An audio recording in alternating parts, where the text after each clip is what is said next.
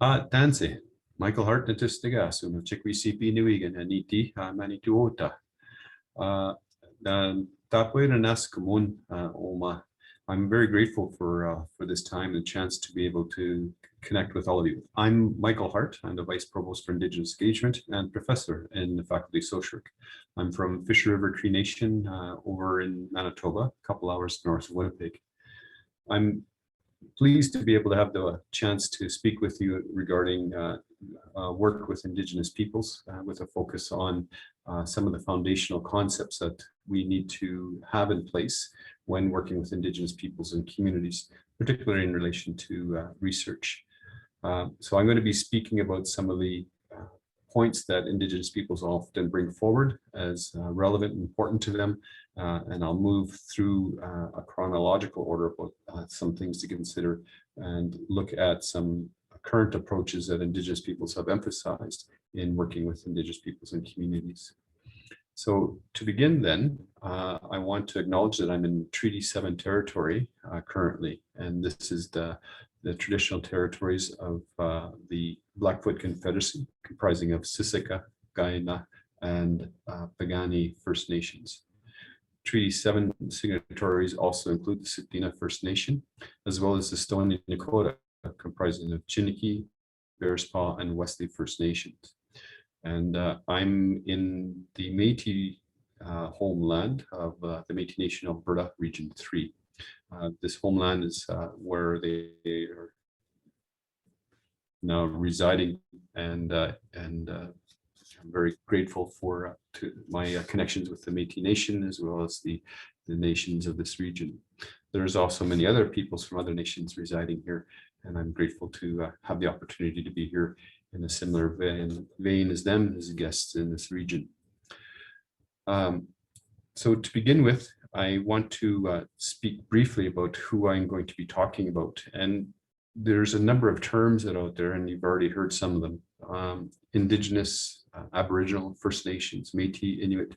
And that's probably a key place to start, is that we need to have an understanding with whom we are interacting. And all of these terms are pertinent and relevant, as well as some other ones. Indian, for example, has a place within the Canadian Constitution. So amongst the first things is to respect Indigenous people's identity and sense of self-identification in particular. So as going forth in any work with Indigenous peoples, there is a need to reach out and respectfully find out how they want to be identified and how they want to be referred. Concepts like Indigenous has an international focus, such through the United Nations Declaration of Rights of Indigenous Peoples. The concept of Aboriginal is based in Canadian Constitution. It's defined there as First Nations, or in other words, Indian, Métis, and Inuit peoples. The term Indian is generally not used except for within the Constitution vein and legal matters, and First Nations is the preferred term used by individuals who are First Nations. But even more specifically, there's people of particular nations, such as the Blackfoot, the Tsuut'ina, Ayarhi Nakoda, the Dene, the Cree, or Nihiwak, or Muskegowinwak. Indeed, there's over 50 nations in Canada, and more than 1,000 in the Americas. And when you go worldwide, then you're talking about so many that it's addressing hundreds of millions of people. So it is important to understand the people with whom you're engaged and how they want to self-identify, and to respectfully reflect them. The other key piece that's important in working with Indigenous peoples is recognizing that we have history. We have our own understanding of history that's begins, or for those of us in the Americas, begins prior to 1492. Indeed, without understanding the kinds of dynamics, the kind of processes and structures, societies that were here prior to this date, we lose understanding about the need to address things differently than what we have been. For example, not everybody is well aware of some of the work that's been done through archaeology, for example, but also through Indigenous nations themselves to identify how there was great societies in the Americas, cities, tens of thousands, some of them connected with populations of millions. And we need to recognize that when looking at coming to understand about what the peoples were doing here prior to Columbus, that there was great advancements that were present, whether it had to do with surgery and the development of surgical blades through obsidian, or whether it has to do with creating structures, pyramids that are amongst the largest around in the globe. The technology that comes to build these systems, whether it has to do with planning, whether it has to do with astronomy, whether it has to do with engineering or algebra. These are all concepts and things that have been in place in the Americas. And it's important that when we're looking at that the appropriate way to understand the dynamics and developments is by looking at not what is developed now, what we have now in the world, but understanding what are the parallel developments in other parts of the world. It's then we could start seeing and developing a better understanding that Indigenous peoples have done much to offer the world. You look at the food supplies, for example, that Indigenous peoples have, the food staples that the Indigenous people have developed, and how they continue to feed the world. And so there's significant developments that goes beyond the nations that are influencing people globally. So it is important for us to realize that Indigenous peoples were, for example, more in agricultural societies, more cities, both in North Central or both North and South America. And while there's large populations in Central America, there is cities in these other regions. Indeed, some of the research work that's coming out now is recognizing the cities that used to be in place in South America, for example. The size of cities in North America, like forgive my pronunciation, Czechoslovakia. So there are places in both continents where there's great populations that are comparable to any cities globally. If we spend time understanding the contributions that Indigenous peoples have made historically, then we will have a better understanding of the impact that has taken place over the past few hundred years. Whether that is the great number of deaths that have happened through disease and through overt efforts to wipe out people by conquistadors, settlers, etc. Of people to develop relationships. Treaties have been a long-standing piece for Indigenous peoples in North America, particularly here where I'm sitting, where we had treaties between nations, and that some of these, the goodwill between the newcomers, and newcomers is the past 500 years plus, the newcomers and Indigenous nations. So it isn't all just that, the impacts isn't all just about the negative things, it's also about how Indigenous peoples have attempted to go forward. These things become important for us currently. And part of the reason these things become important is that we start to see the difference in views of that were in place. So while there was efforts to develop relationships, whether it's friendship treaties, for example, in the early relationships, it also speaks to the different mindsets. So when you start looking at how Indigenous peoples were perceived, is generally in a very negative kind of way.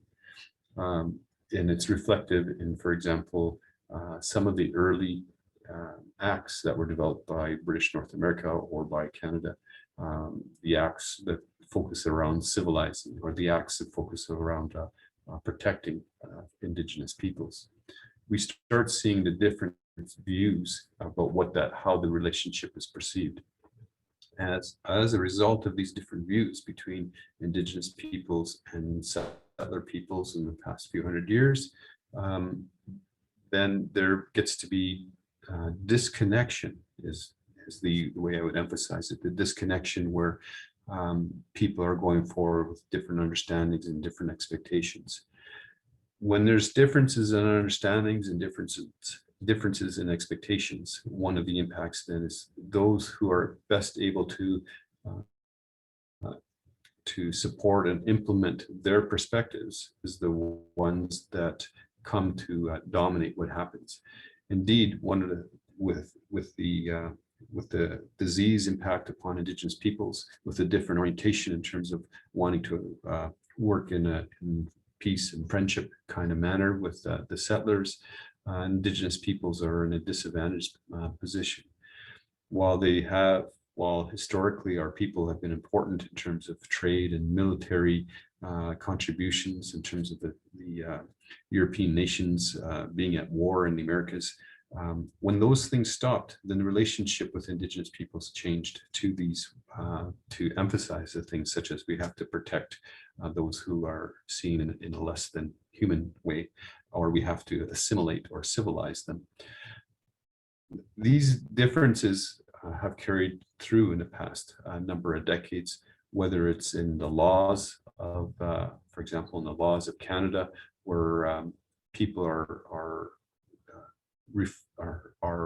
hindered, at least if not outright stopped, from participating in things that would have helped them move forward, such as economic development, hindered from using the legal systems, hindered from even being identified as a person. So some of our historical legislation has influenced Indigenous peoples in such negative ways that we end up being in a position where power starts to shift significantly from being in a partnership relationship to one where one group, settler group, is exercising power over Indigenous peoples and redefining Indigenous peoples in these negative lights. As a result of these movements and shifts in power, where one group is overpowering another group and implementing their perspectives, their understanding of the historical pieces, then we are in a position where people are limited in their views and understandings of what the relationship was like in the past. So history starts being rewritten to re-emphasize these negative kind of views. The other piece that happens in this then is with greater control over Indigenous peoples by settler society, you start having Indigenous peoples not being engaged in some fundamental aspects of what a society does, what a community does, and others are trying to control those fundamental aspects, whether it's the political or the economic developments, or whether it's social interactions, etc. So then you start having things like a pass system, which influences people even to be able to leave certain areas. All of these things continue to add up over the generations. Indeed, other things such as the residential schools, and there's much information out there about the impacts of the residential schools and how they've operated. When you start putting these all together, what you have is an intergenerational experience of continuous stress, of continuous oppression. And as a result, it's impacting current generations. Indeed, much of the actions of today is based upon these historical pieces. So for example, the Indian Act is still here. It's still an exercise of power of one group over another group. There has been recent shifts in where Indigenous rights and people have been standing up for these particular rights. These rights are stemming typically through court actions, but also through things such as protesting initiatives by government. So whether that is protests against the white paper of 1969, or whether it's court decisions related to, for example, the Caldwell decision or the work of Thomas Berger. So these kinds of things have shifted matters more recently to recognize that Indigenous peoples, First Nations, Métis, and Inuit in Canada, and more broadly, we do have rights. And as a result, Indigenous peoples are standing up and exercising these rights more and more in the past few decades. Some of these rights are, as I mentioned, are national in scope in terms of that they've come about through court cases, but some of them are beyond that. So if we look at the efforts on the United Nations Declarations of Rights of Indigenous Peoples that has been supported through the United Nations, that there is Indigenous rights that are recognized and supported. If I was to summarize much of this level of these rights, it has to do with self-determination, and self-determination meaning that those matters that are impacting us as Indigenous peoples, that we retain the ability to stand up for ourselves, to exercise our own visioning of which way we want to go, and to challenge those things that are trying to undermine our visioning and our exercising of our self-determination. This isn't along the lines of undermining other nations that are already existing, but to recognize that other nations have to recognize Indigenous peoples, as societies, as groups of peoples with political, social, cultural, and economic will. So there has been a shift in the Americas, but specifically here in Canada, of movement from seeing Indigenous peoples as ones with not much to offer and ignoring a history prior, where Indigenous peoples have contributed significantly to the world as well as to one another. Shifting from that to one of colonial oppression, where Indigenous peoples are disempowered and control and continue to be exercised over them in order to access the lands and resources of which Indigenous peoples of Indigenous territories and homes. And it's now shifting to recognize that these wrongs that have happened and to address these wrongs. So how does this come to play in terms of our work in knowledge development broadly? So by this, what I mean is including research and the sharing of knowledge, whether it's through post-secondary education or other means. Well, it means that Indigenous peoples, we have exercised our ways of knowing and have never stopped exercising our ways of knowing. This dynamic is reflective of the whole process that I just identified now, that academia does have a predominant way of seeing and validating knowledge in a ways that reaffirms the dominating ways. And so what I mean by that, whether it's the dominant emphasis on, just as an example, positivistic empiricism, sorry, I'll just say quantitative statistics, for example, and the use of quantitative statistics is part of the methodology. Whether it's reflecting these is usually taken as the standard, the expectation. So ways that don't conform to things such as measured observation and the use of instruments that reinforce a measured observation, for example, they're considered not as impactful or not as worthy. And so there are particular standards by the dominating cultures of what is knowledge and how you reinforce the validity of that knowledge. The difficulty is that in academia, there hasn't been a strong self-reflection on these processes. And what I mean by that every way of coming to know has some limitations, and every way of coming to know has some things that it may disregard. And as a result, then, by re-emphasizing only this one or these particular ways of knowing, that it's disregarded and undermined other ways of knowing. So, for example, Indigenous peoples have an emphasis on intergenerational knowledge development. And so someone may be involved on particular lands for extended period of time and has come to know the patterns, the cycles, etc. And the patterns and cycles of that land has been known by previous generations, and that information is passed down. So if you think of it almost like a longitudinal study of intergenerationally longitudinal study, then you start seeing that Indigenous peoples have ways of observation, have ways of determining change, have ways of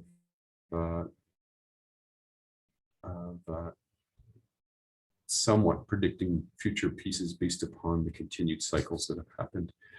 This very simplistic example is one that isn't well recognized or supported. And part of the reason it may not be supported is the emphasis upon the subjective nature of the processes involved. And yet that gets to the heart of Indigenous, one of the key aspects of the heart of Indigenous knowledge and developments is the inclusion of the subjective of the person in that process.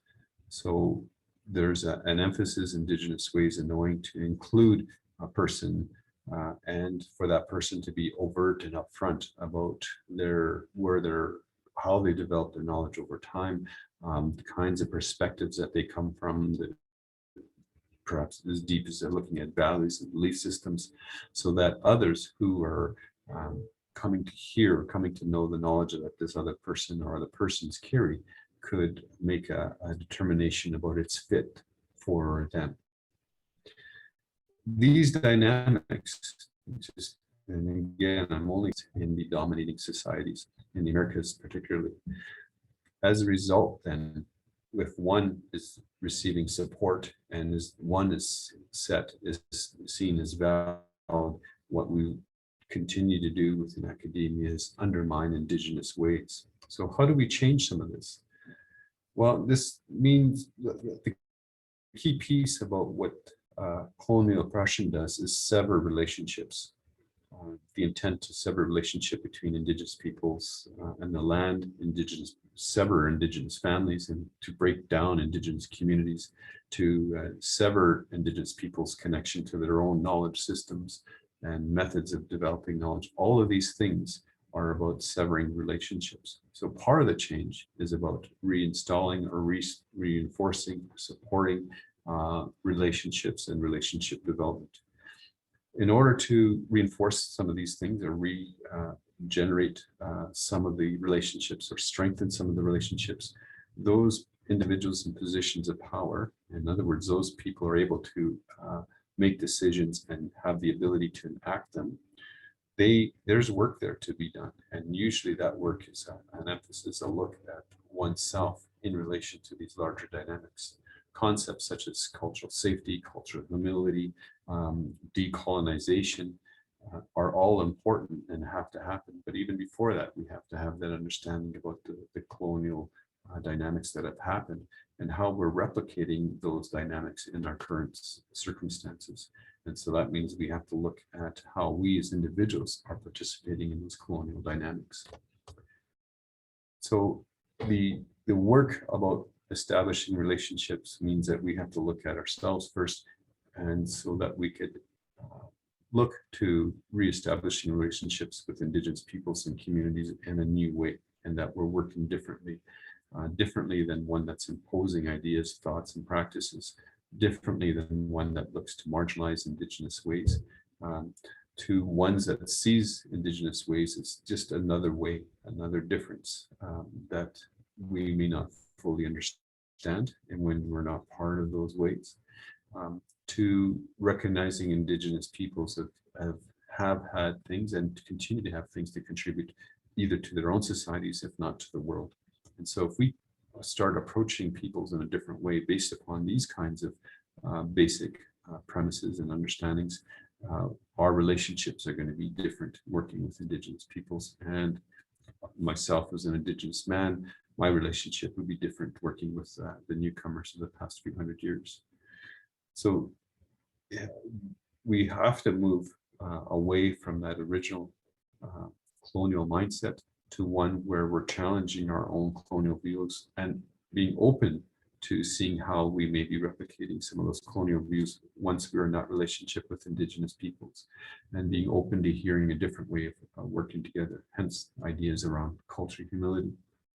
And that the way that we're going to act and the ways that we're going to bring forward are flexible and open enough where Indigenous methods, values, beliefs, practices, etc., can be a part of the process, or part of the ways going forward. It's not to impose our ways, or not to say that our ways in terms of, not to impose the dominating ways, or not to impose and dominating practice, ideas, knowledge, but to have it walk side by side. In the University of Calgary here, we speak about parallel paths and being able to walk side by side where people are maintaining a sense of who they are. They don't have to leave who they are at the door. They can continue to walk forward with that sense of who they are. And this means maintaining their own values, maintaining their own belief systems, their own practices. We all have values, beliefs, practices, and some of them, we don't see them underneath us. We need to be able to walk forward with them so that we could come to understand ourselves even better, whether we're settlers or Indigenous peoples, and understand our own values, practices, and beliefs, and then to be able to understand them in relation to one another. This is all about that parallel process of walking together. And by walking side by side in such a way, we could observe, we could learn from one another, and we'll be able to question how we're doing things and start seeing when we may be imposing, start seeing when we could look at our own work in a different way, look at our own practices in a different way by being informed from those who walk beside us. I hope that this brief and very quick overview about some of the historical pieces to some of the changes to some how we have to advance the changes in a more equitable kind of manner, in a more respectful kind of manner, is informative to you. This idea of working more in a respectful manner gets to the heart about working in an ethically safe manner. And so we want to maintain who we are as Indigenous peoples. We want to be able to continue to be determining about how we want to go forth as Indigenous peoples, families, communities, and societies. The respect will allow that to happen. I thank you for your time and consideration of these few ideas that I've shared, that I've brought together. These are new idea areas, and that they may not have been packaged in this particular way for you in relation to the larger historical and current experiences to how it relates to our work in terms of research and knowledge development. I thank you for your time, and I hope the rest of your learning in this event is positive for you. Thank you.